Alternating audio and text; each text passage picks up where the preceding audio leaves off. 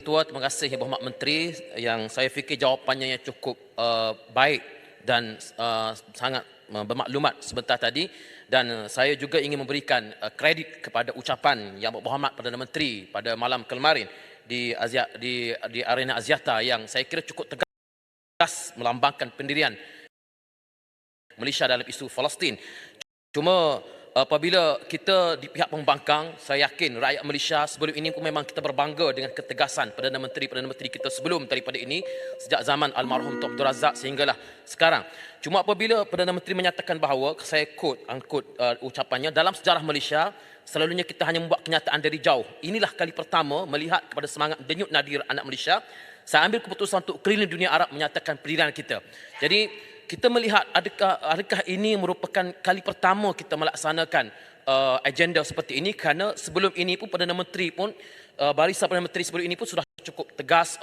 Yang Berhormat Perdana Menteri daripada parti Berhormat Menteri sendiri, Datuk Seri Najib, pernah sampai ke Gaza dan juga usaha-usaha Perdana Menteri sebelum itu. Jadi apakah beza usaha pada hari ini dengan usaha sebelum daripada ini? Dan apabila kita dengar Perdana Menteri menyatakan bahawa beliau menerima ugutan, ancaman, tekanan dan sebagainya, saya fikir Menteri kena dedahkan negara mana yang berani menekan, mengugut Perdana Menteri kita sayang ini.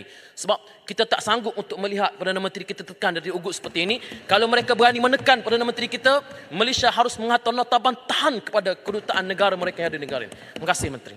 Sila Menteri.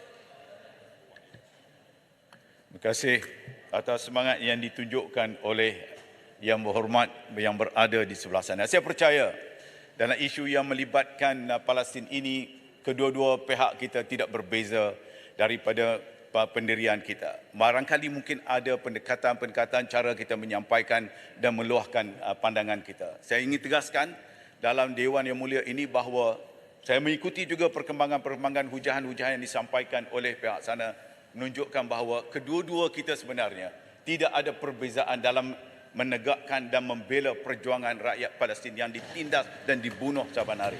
Dan begitulah juga yang di sebelah sini. Bagi menjawab soalan wakil yang daripada Pasir Mas tadi, iaitu apa yang disebutkan oleh Yang Amat Berhormat Perdana Menteri. Ya, ini adalah pendekatan yang kali pertama kita lakukan dalam keadaan situasi yang sangat serius seperti ini. Kita tidak hanya boleh duduk hanya sekadar mengecam atau menyampaikan bantahan-bantahan kita, tetapi mesti ada langkah-langkah yang lebih mantap, tegas dan membawa seluruh dunia Islam, setidak-tidak dalam konteks OIC, untuk bersama-sama untuk kita menyatakan pendirian kita.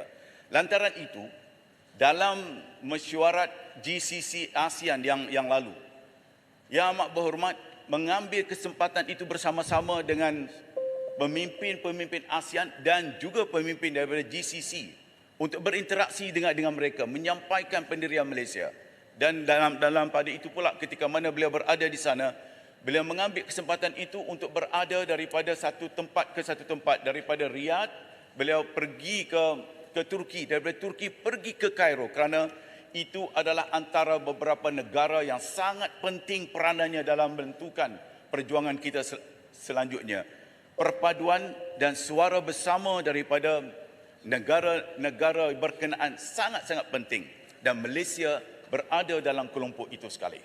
Dalam pertemuan-pertemuan yang saya hadiri bersama dengan MBS, dengan Presiden Erdogan, dengan Presiden Al-Sisi, saya menyaksikan bagaimana harapan daripada pemimpin-pemimpin ini melihat Malaysia yang dapat memainkan peranan yang sangat penting dalam istilah yang digunakan, connecting the dot. Inilah yang kita lakukan.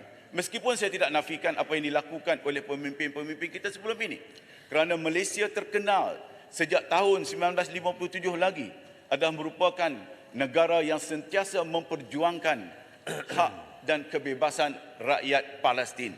Setiap Perdana Menteri mempunyai peranan mereka, tetapi dalam konteks Perdana Menteri kita, beliau mengambil langkah yang lebih jauh untuk bersama-sama dengan kalangan pemimpin-pemimpin Islam di seluruh dunia, termasuk juga pemimpin-pemimpin daripada negara bukan Islam. Saya sendiri telah melakukan beberapa usaha selaku Menteri Luar, bercakap dengan Secretary General Guterres dan juga dengan pemimpin-pemimpin yang lain. Berpuluh-puluh daripada kalangan mereka yang saya hubungi, yang saya jumpa, menyatakan pendirian supaya masalah Palestin ini dapat diselesaikan dengan kadar yang segera. Peperangan ini mesti dihentikan dengan kadar yang segera. Humanitarian aid perlu dilakukan dengan kadar yang segera. Dan yang bagi menjawab perkara yang kedua, saya fikir di dalam dewan ini elok kita tidak namakan siapa mereka, tetapi mereka seperti mana yang ditegaskan oleh Yang Amat Berhormat berkali-kali bahawa kita tidak gentar dengan sebarang ugutan yang dilakukan oleh pihak mereka. Terima kasih.